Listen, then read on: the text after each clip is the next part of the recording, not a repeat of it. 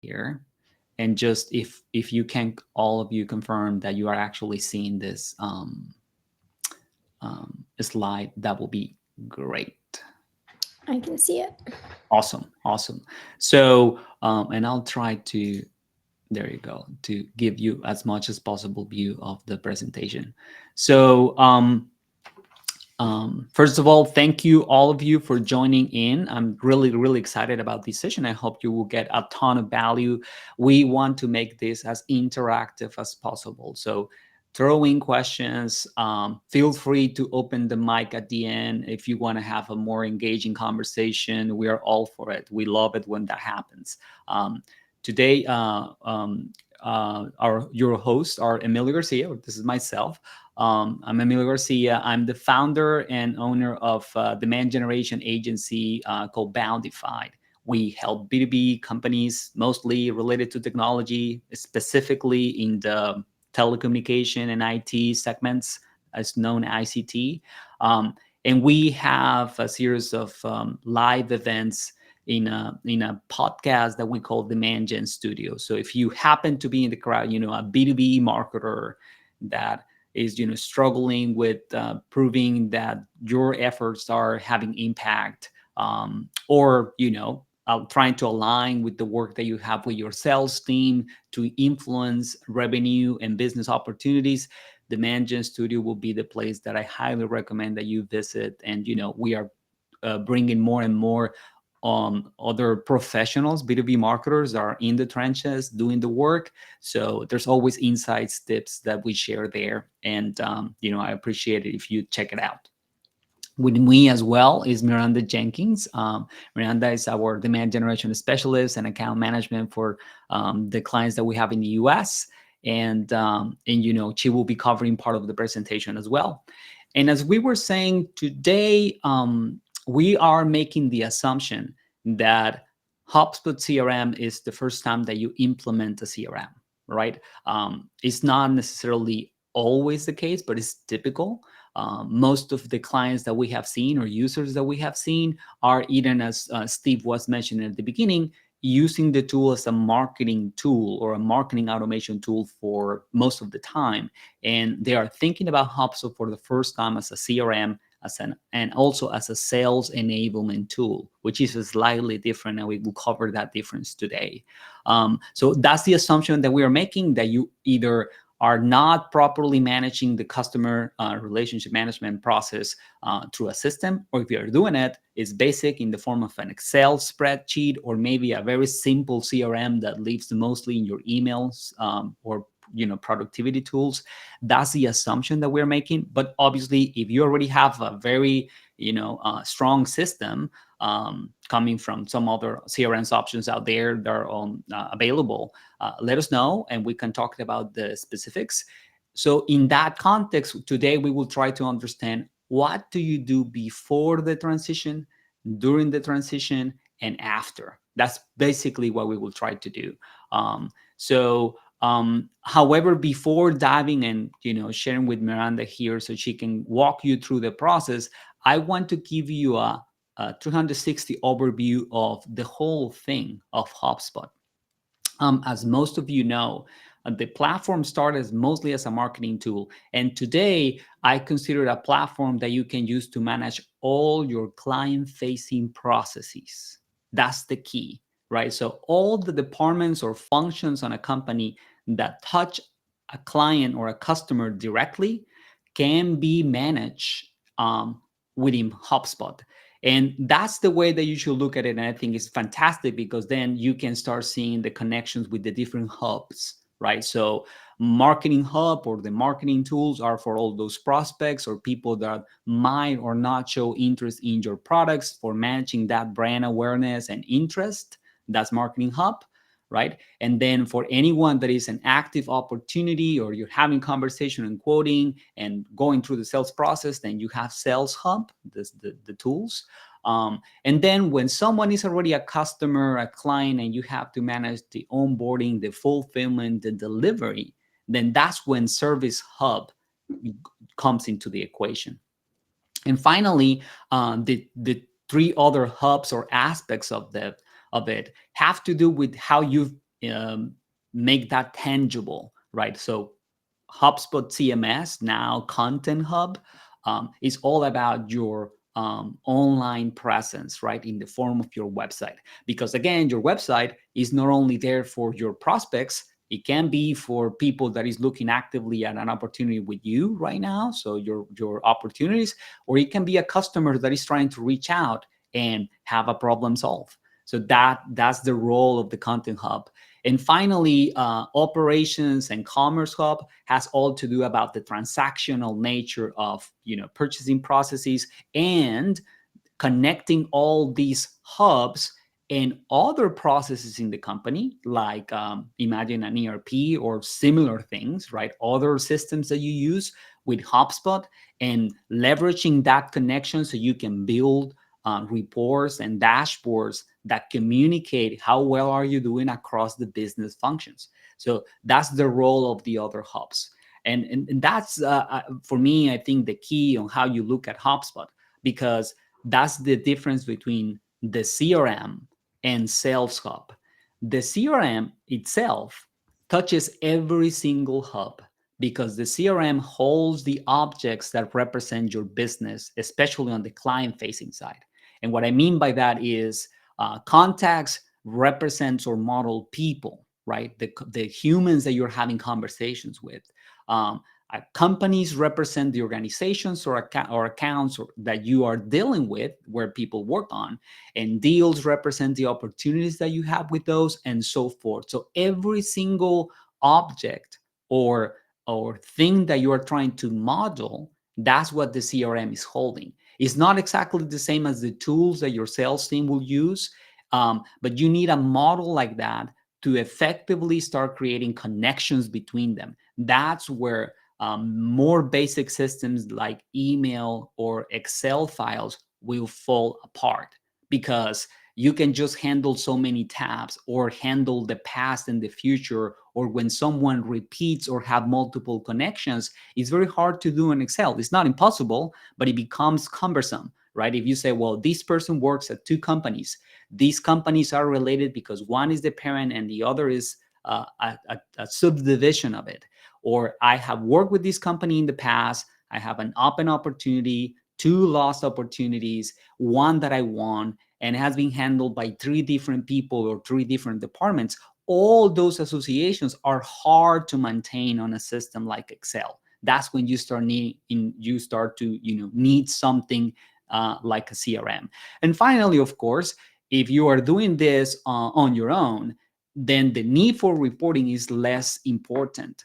But if you start uh, getting into a group of people that are doing this work, and you want to have visibility of what's happening before, during, and after you close the deal, or if you want to standardize how the business approach prospecting, deal making, and closing and onboarding, then again, you need a tool where you can train, observe, and report business performance. And that's the other key role that the CRM does. So with that context in mind, I think I will start just clicking here. Miranda, you tell me where to go, or you can start sharing on your own as well. Yeah, perfect. You can click through.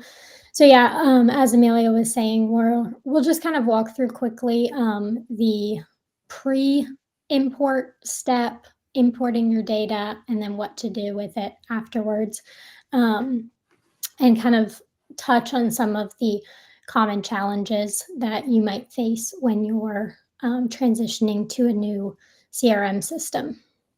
So if you want to go to the next one. Mm-hmm.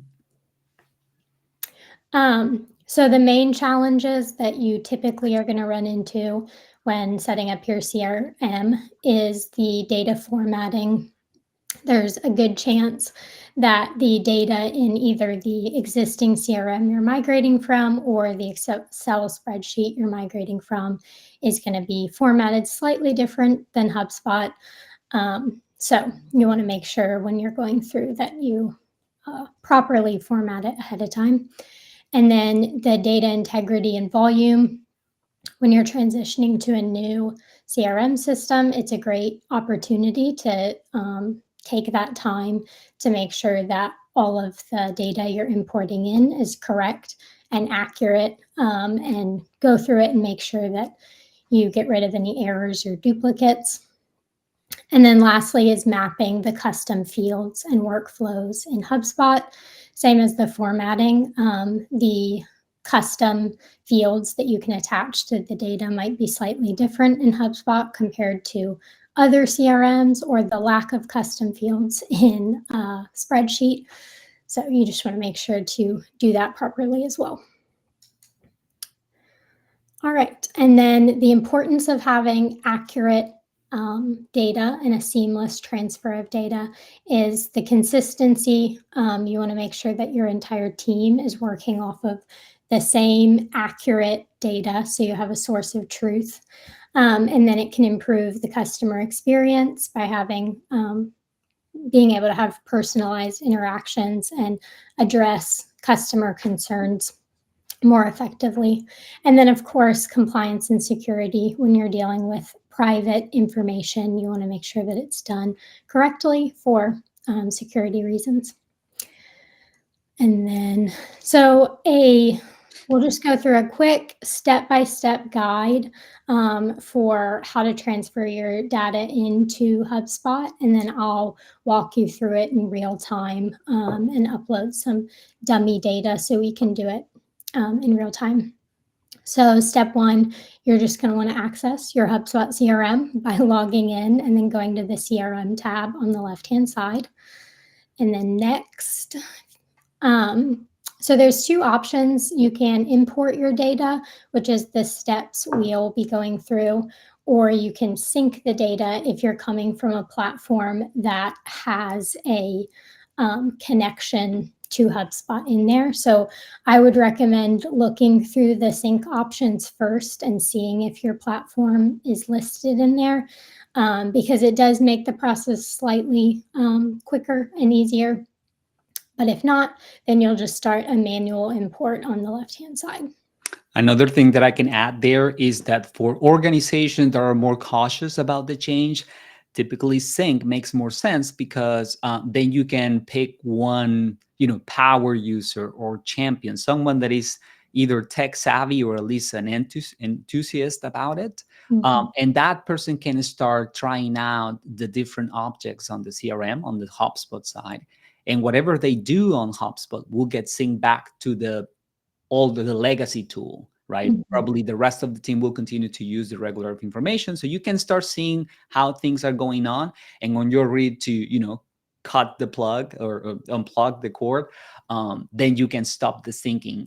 And so for teams that want to transition in a smoother way, sync, if available, it's a great option. Mm-hmm. And it does have different, like the list of platforms you can sync from are more than just other CRMs. There's a lot of mailing tools, like I know MailChimp is in there. So if you're using HubSpot for more of the marketing platform, there's also that option to transfer in your mailing lists and all that. Yeah, I love that comment, because true, as that's the other great thing. Even if you are starting from scratch on the sales side, think about, and you're implementing the CRM, that the power of the platform is connecting the other two departments, right? More the merrier, but at least the other client-facing departments. Meaning, if your email marketing efforts are being done on something like MailChimp, you don't need to move into HubSpot, but at least start syncing the marketing activities into the CRM. So whatever happens on marketing can be leveraged by the sales team and vice versa.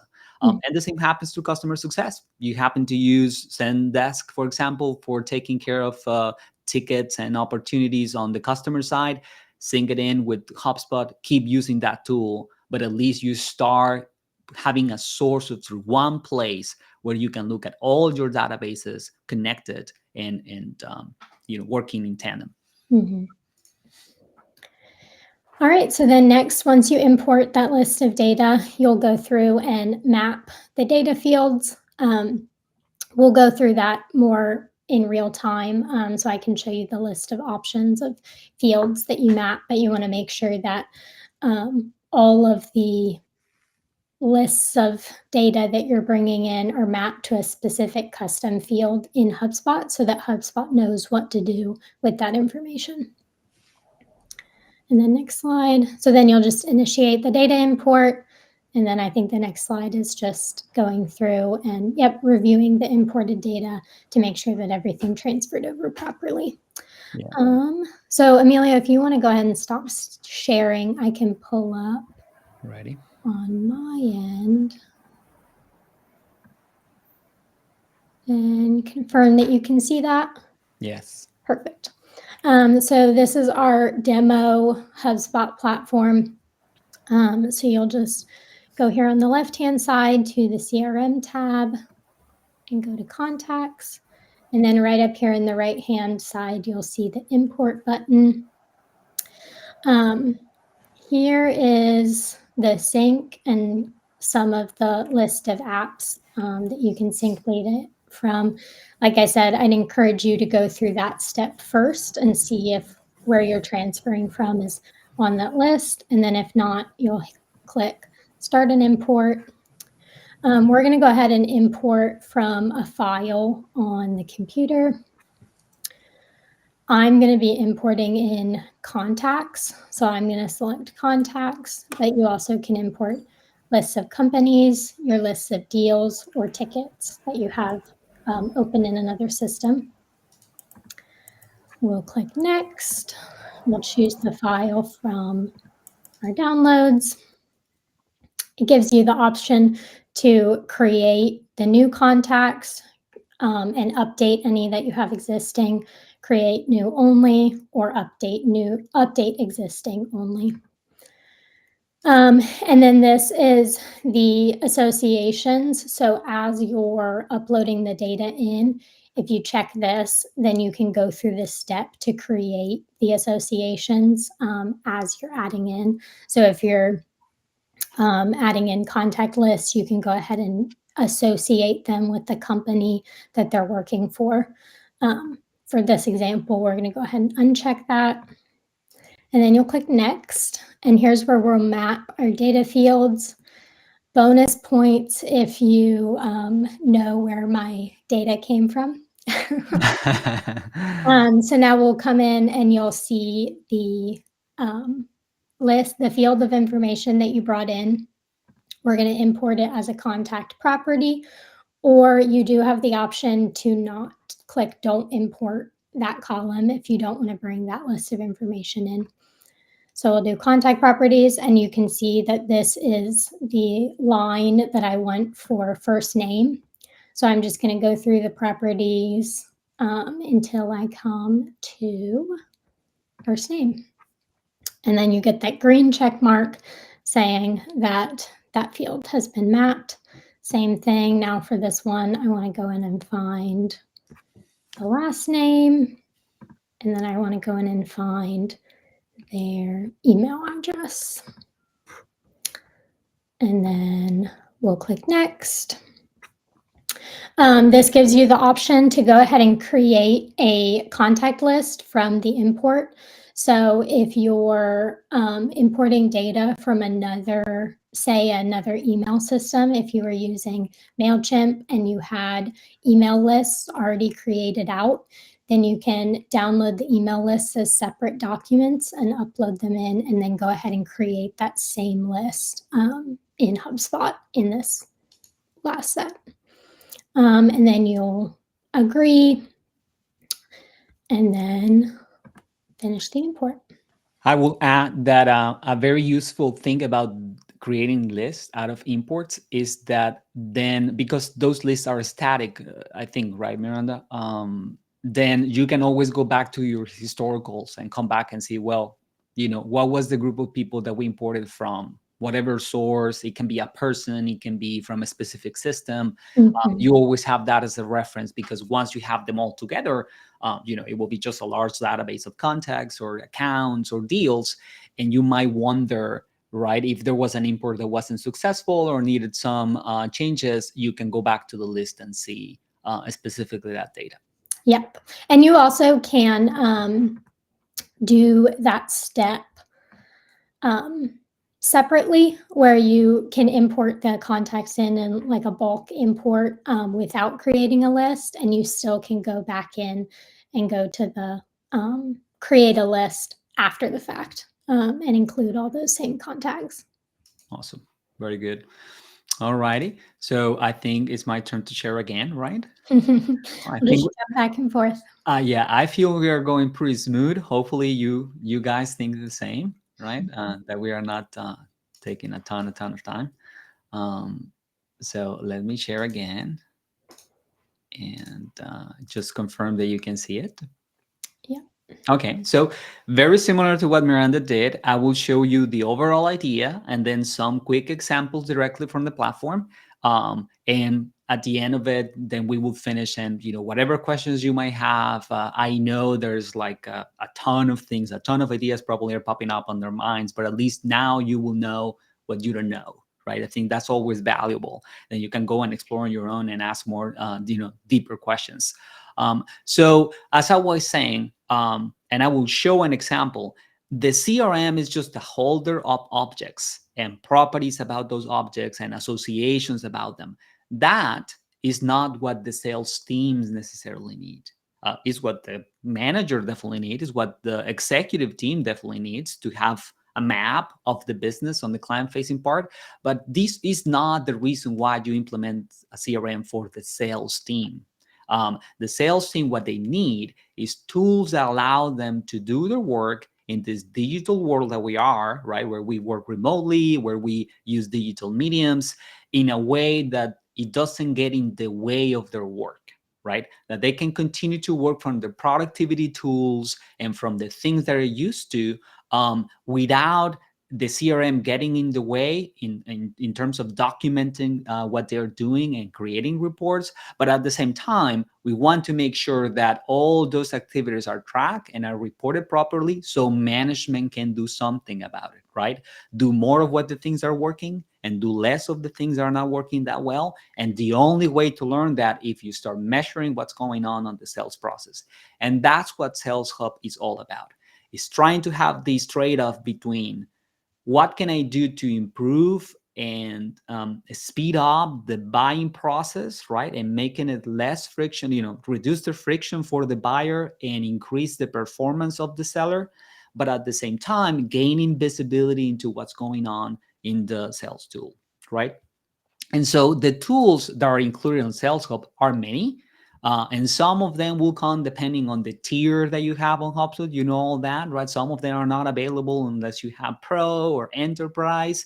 Some of them are available in the lower tiers, but it's just have a limited number, like you only have 5 documents instead of unlimited numbers. You will have to explore that. But I just wanted to give you an overall look of the main tools, right? So let me put you examples and use cases. Documents. Typical scenario is marketing is creating sales collateral, right? And all those documents are in different, share storage at best, right? There might be Dropbox, and there may be Google Drives, and there might be whatever other medium are you using. And everybody's asking what is the last version, right? And if marketing updates the messaging, then that has to be communicated to sales in a way that is used consistently. And even if you have it updated, then at the moment that someone sends an email, that's when they need to remember where that most updated information is. So that's what documents come and solve, right? It's a tool that allows you to set a standard set of documents, typically the ones that don't change, but also track who is opening or viewing or engaging with those documents. And while it sounds a little bit creepy, for a salesperson, it's quite useful, because if you are sending a presentation or a slide deck about the company to 10 people, and the next week you want to prioritize who are going to reach out first for follow-up, definitely the people that open the document, that spend time on it, that look at the pricing section, will be more important than someone that hasn't opened it, that hasn't interacted with it. That's the benefit of the documents. It not only keep you consistent, it also allows you to prioritize engagement. Another tool is forecasting. Obviously, in sales, we just don't want to track what's going on. We also want to have a glimpse of how the pipeline is looking for. And this is where forecasting comes in, right? Identify trends. And typically that's what you do. At the beginning, you want to do your best guess, but based on the data that the sales team is documenting, how many deals are being created, the size of the opportunities, how fast do they close, you can start making some, predictions, viable predictions to inform if the sales goal is going to be accomplished based on what's on the pipeline. That's the criteria here, right? Management want to guarantee or at least improve the chances that quota is met. But the only way to do that is to have some inkling into the deals that are being created and use that information to forecast what's going on. So that's the intention of the deal of the tool. Meetings. Most of you will be very familiar with this one. So this is your calendar, right? A tool that allows someone to book a meeting with someone either in person, over the phone, or over tools like Zoom, based on their availability.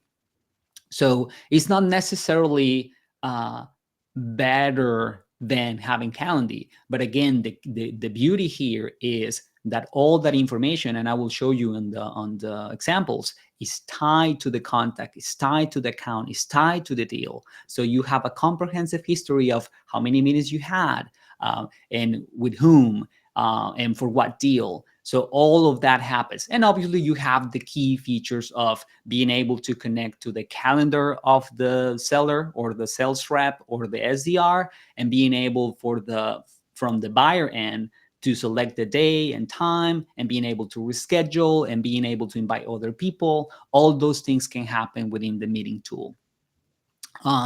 Another great opportunity as you start developing a sales team is, how do you standardize, right? You want to keep it customized for each buyer, but at the same time, you want to offer a consistent experience on your selling process.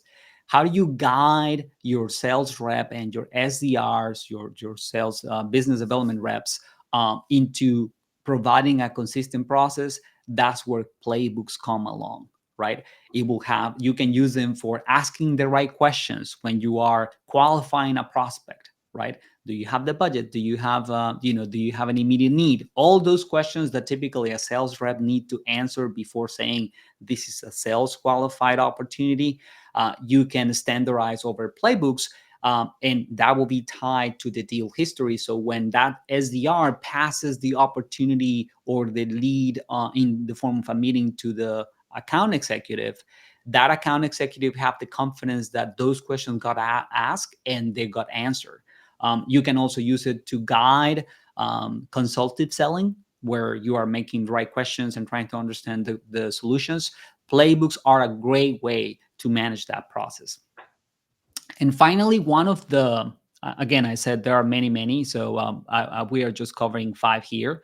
But one of the ones that I'm most excited about, and is quite new, is actually still in beta. So for those of you that are very familiar with the HubSpot CRM, probably this one is not as known, is prospecting.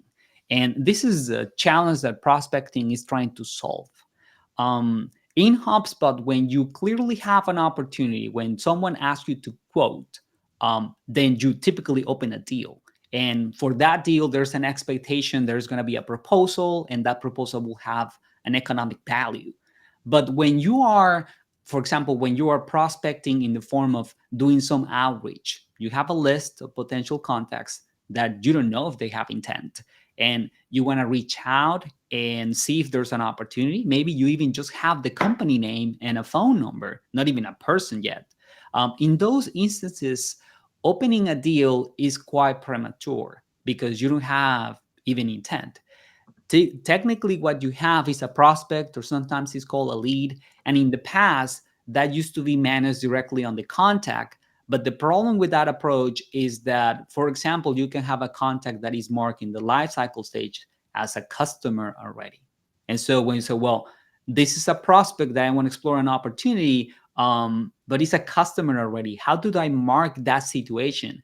HubSpot used to have a little property called lead status. But again, it doesn't have history. It doesn't allow to reuse it and create different instances, right? If I tried to prospect this contact in 2023 and I did again on 24, and I'll do it again on 25, and it was a different sales rep, and it was a different conversation.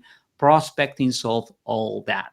It is like deal management, but just for contacts that you are either prospecting for the first time or that you might be qualifying. That's the other great use of it, right? So for those of you that have a ton of leads that are coming in into your website, filling a ton of inbound forms, some of them with commercial intent, there's a ton of work happening on qualifying that person, right? Is the right email, comes from the right company, there's some email back and forth to setting up a meeting and trying to understand what's it all about before actually passing it to someone to develop a sales.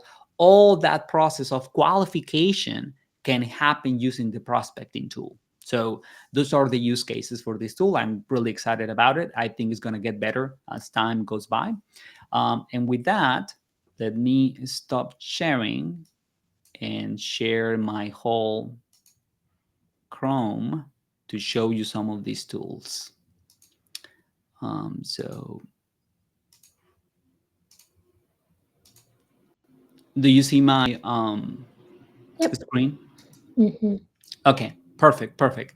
So quick examples, right? This is, for example, my typical calendar meeting setting, right? As you can see, things that you can control as a manager or an admin. If you have certain colors, that will draw from your marketing setup, and you can have your brand, you can have your colors. Everybody, when they go into the platform, have an avatar for their account that will be pulled out here. You can connect your uh, Outlook or Google Calendar that will dictate the availability. And obviously, you can set up the meeting duration and the time frame. And for example, because you are connected to the CRM, the information about your prospect is already pre-filled in for the things that the CRM already know, right? So if this is a customer or if this is a prospect that already knows you, and you have them on the database, all that information will be pre-filled, and you can add more guests and they will get confirmations and all that. So great tool. There's a ton of customization inside. You can see here that you can customize the title of the conversation based on information that you have about the contact, about the company. So you can say an invitation that is right away. You can connect your multiple conferencing tools. So it can be a phone call and you put the phone number, or it can be a conferencing tool, and there's plenty of them, right? So there's a ton of connections. Zoom obviously is one of them. You can reschedule and all that. The scheduling part is pretty powerful. Some people worry about, well, everyone is gonna schedule me at any random time. That will not happen, because you can say when you can establish windows of availability on top of the availability that you have from your own calendar, right? So here you can specify the days and the times and how you're going to show up, how in advance someone can schedule the conversations and similar things. It will localize the content based on where the person is. And obviously in the form, you can ask more than the standard questions that belong to the contact, right? You can even ask different questions. You have some captcha, all of those things. Obviously, because here you are working through HubSpot, you can create automations out of this, right? So the basic ones are that you send a confirmation email and that you send reminders. But based on this action, you can trigger other things for you to happen. Something that some users take advantage of is that you can create scheduling pages for groups, right? So situations here are, maybe you have a pool or FDRs, and as long as one of them have availability, you are okay with whoever takes the call. So you can set up a group, and they combine their calendar, and that way the user can have the whatever person is available the soonest, right? Or if you want to just round robin it, you can also do that, right? So I'm not gonna dive into that one, but just to give you an idea that that's the other thing. You can assign these to teams, because you can create teams of people. This is pretty convenient, and all these actions get recorded on the contact and the company level, right? When someone sees the page, when someone is scheduled appointment, when the appointment happens, even for integrations with Zoom, you can record the conversation, transcribe it, and the sales manager can sample some of them to take a good sense of the quality of the call, and if the right questions are being asked and all that. So it's a very powerful tool just by itself. So that's meetings. Playbooks, as I was saying, I will just put you an example here. This is an example of how one works for a qualification playbook, right? So these are the typical questions that a sales rep will ask around budget, authority, need, and timeline, right? So they don't need to exactly ask these questions, and they shouldn't, but they will document these answers, and this playbook will be available for them to use whenever they have a conversation. So that's a powerful way that you can use them, and you can analyze how many of these playbooks have been used and for what context. Some others that I can show you very quickly are snippets and templates. And with that, I will close. Templates are email templates, if you want to call it that way. One quick example that I can show you here, right, is when someone asks about Bountify, our company, I have a predefined set of things that I will say, right? Our presentation desk, our website links, our content, and all of this can be added to any email that someone writes, right? So this is, again, a very powerful thing, because it's not just that you have this, but you can leverage the information that you have about the contact, about the company, and all that. And all these tools live directly on the CRM and the productivity tools that you use every day. And what I mean by that is, take a look at this. If I'm going to write an email to this contact, then I can leverage, the moment that I put the name of someone, I can leverage whatever I have already on these productivity tools. For example, I can introduce one of these templates. It's available here, right? Let me put legal basis here. All right. So as I'm writing the email, my sales tools are available. I have my templates. I have my documents, right? These are the ones that I was talking about, having documents available. I have my meeting link, and I can add it there directly. Even the quotes, if I'm creating a quote for this buyer. And this can be done not just here on the CRM, but on the productivity tools, right? So on my Gmail, on my Outlook. So the sales rep keep working on all the activities, and they automatically will start creating reports for the sales manager about everything that's going on here. So I will stop with that. And finally, I was going to give you a quick example of what do I mean by everything is getting part of the history of the contact. So just for this example here, you can see how meetings, conversations, emails are being logged across time for this company and for these contacts, right? And you can break them down by the emails, the calls, if any, the tasks, the meetings, health. So it is a very powerful tool, and you can get a pretty good sense of the activity that you have for that account, the deals made, the contacts associated with it, and all the activities and the life cycle stage. Very good. So I will stop sharing and see if we have some questions. Looks like we just have the one from Steve. Yeah. All right. Steve asks, as a primarily B2C travel company, I'm also interested in how to set up, manage multiple individuals within the same household versus company employees, and how to handle pulling lists from quarterly catalogs or similar to ensure we are not sending duplicate. Okay. From what I understand, what you're asking, Steve, you sounds like you have the situation that two contacts might be just spouse, and so you want to have like a representation of the household rather than the individuals, I'm assuming. So for that specific question, one way that I will address that one is you can create a kind of like an account or company that is the name of the household, right? Maybe the last name of the household, and you associate that account or company name to the two contacts. That will be like the workaround, right?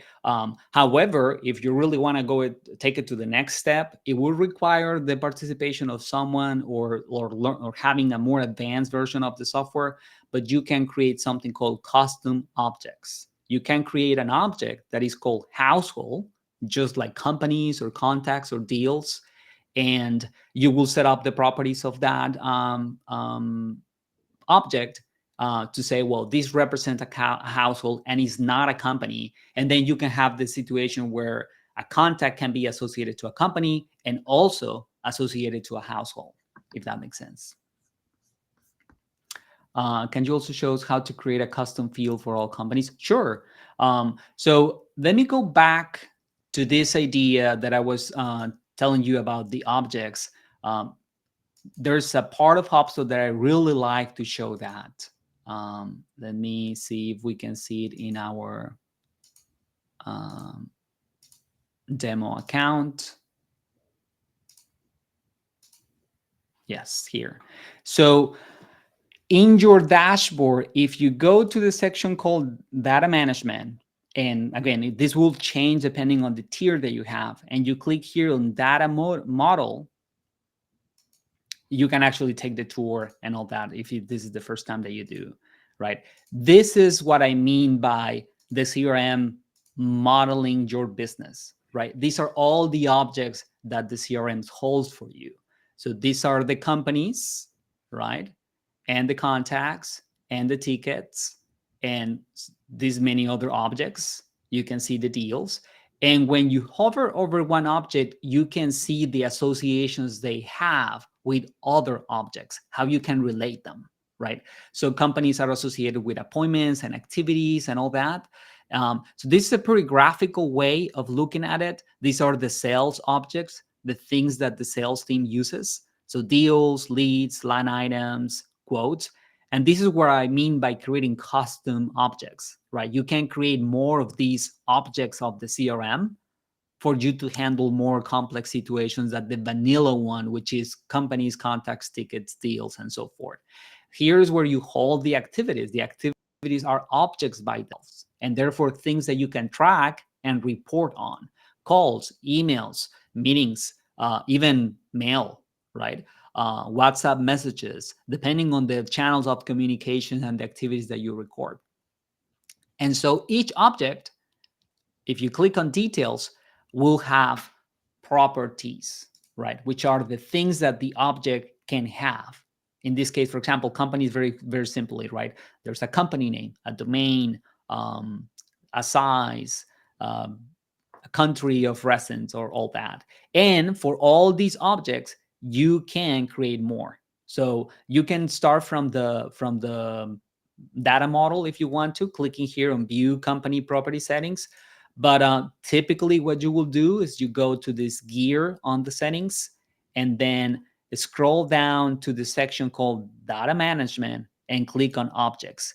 And these are all the objects. It's just that it's not visually organized that you have in your CRM coming standard. So for example, for Steve, if you go to companies, Steve, here you will see the setup or the company properties, and it's the same look and feel for all the other objects. You click here, manage company properties. And what I usually recommend is that you first search for the property that you think you need, right? And then if you don't find something similar, create the property, because you already have hundreds. You can see them all here, right? This is probably almost 200 properties that you already have. So if you say, well, I think I need a property to track the LinkedIn bio of the company, that already exists. It was created by HubSpot, and here you can see it, right? Some of them you can edit, some of them you can't, but at least you get an idea of what this is all about. right? So that's it. But if you truly need to create one from scratch, then you click here on create property, give it a name. Let's say this is um, household name, right? Is going to be a property that belongs to the object company, and you can organize those properties into groups to, make sense of them. Activity information, all of that, right? Social media information, whatever it is, and you give it a description. Let's put a test here. And then you will have a field type. And these are all the types of properties that you can have: numbers, phone numbers, dates, multiple checkups. You can even make calculations or sync properties with other systems. It can be very complicated, but typically you will have something like a number or a text field or a date. And then you pick that. You will have some rules, and that's it. You preview it and you create it, right? Um, and the same flow applies for every other object, right? For leads, for companies, for deals, everything else behaves the same way. All right. So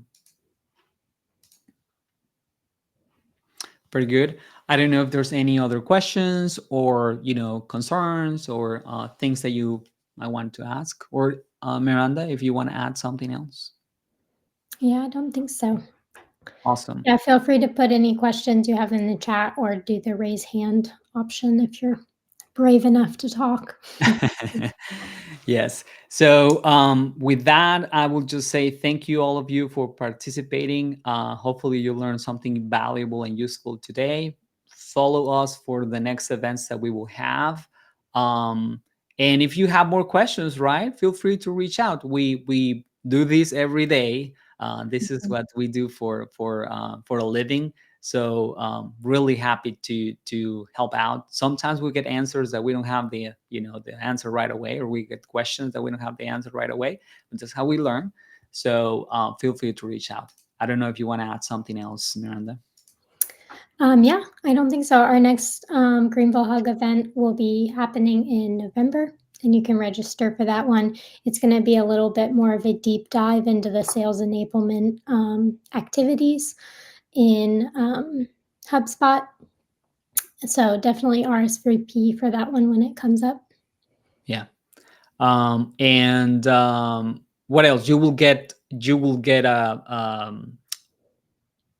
a reminder with the recording of this session if you want to revisit, and you will also get the presentation on the page. And we look forward to seeing you at the next one. Yeah, thank you. Thank you so much. Have a great one.